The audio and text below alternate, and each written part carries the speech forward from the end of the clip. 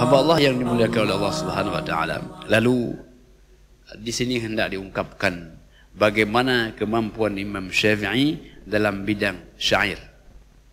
Jadi beliau jamaah yang dirahmati Allah Subhanahu wa taala, dituliskan kemampuan beliau bersyair ini luar biasa untuk mengungkapkan segala sesuatu itu keluar dari mulutnya adalah syair.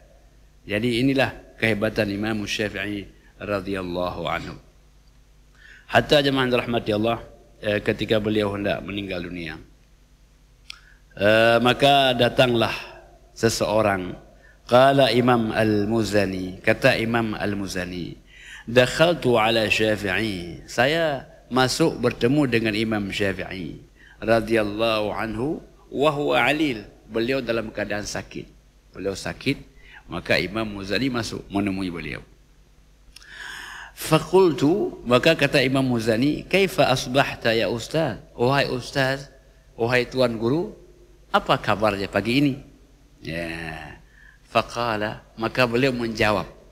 Jawabannya begini, asbahtu minad dunya rahilan walil ikhwani mufariqan walisu'i af'ali mulaqiyan wa 'ala Allahi waridan walika'sil maniyati syariban wala wallahi la adri aruhi tasiru ilal jannah fa'ahniha au ilal nari fa'aziha. Ini jawabannya dalam bentuk syair, menjawab dengan untaian kata yang indah, yang enak didengar. Apa maknanya? Kata beliau, asbahtu minad dunya rahilan, saya akan meninggalkan dunia yang fana ini. Pagi ini asbahtu, saya meninggalkan dunia yang fana ini. Walil ikhwani mufariqan, teman-teman pun akan berpisah dengan saya. Walisu'i af'ali mulaqiyan, kalau ada kesalahan itu pun akan bertemu dengan saya. Wa 'ala Allahi waridan, kepada Allah lah akan bersua. Walika'sil maniyati syariban, minuman kematian itu akan terminum. Ka'sil maniyati. La wala wallahi, demi Allah, la adri, saya tidak tahu, aruhi tasirul jannah, apakah ruhku akan hadir ke dalam syurga. Fa'ahniha, maka itu yang menyenangkan. Au ilan nari fa'aziyah, atau ke neraka yang menyedihkan. Begitulah beliau ketika datang Imam Al-Muzani menjenguk beliau, ditanya kaifa asbahta, bagaimana keadaan engkau, maka dijawabnya dengan bahasa syair yang luar biasa. Maka jemaah dirahmati Allah Subhanahu wa taala, kemudian rupanya jawabannya panjang juga. Bukan hanya segera 3-4 kalimat.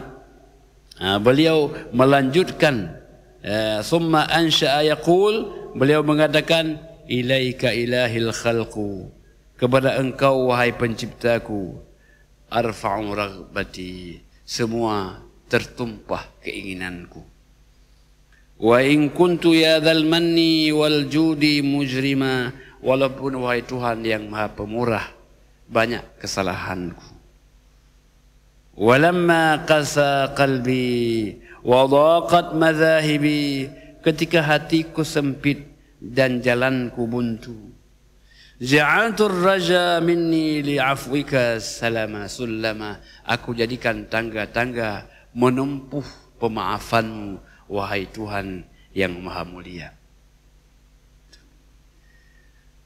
Ta'azamani dhanbi falamma qarantuhu bi'afwika rabbi kana 'afwuka a'zama, besarlah dosaku, tapi ketika ku sandingkan dengan maafmu, maka jauh maafmu lebih besar dari kesalahanku.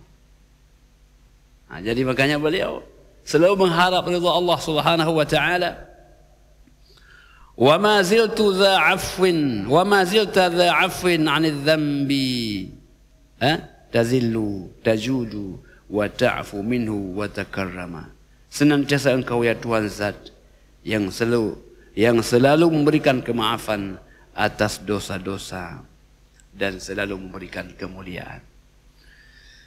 Walaulaka. Jadi ini jamaah yang dirahmatullah subhanahu wa ta'ala. Ini panjang bait-baitnya. Tapi begitulah kira-kiranya beliau menyampaikan nasihat, kata-kata hikmah dalam untaian kata yang indah. Ternyata jamaah yang dirahmati Allah subhanahu wa ta'ala, untaian kata yang indah itu akan menenteramkan jiwa, akan membahagiakan orang, akan menyembuhkan orang sakit, akan melapangkan orang sempit, akan membahagiakan orang yang sengsara, akan menghadirkan ketentraman di dalam raga. Jadi oleh karena itu, kalau kita enggak bisa bersedekah dengan harta, bersedekahlah dengan kata-kata.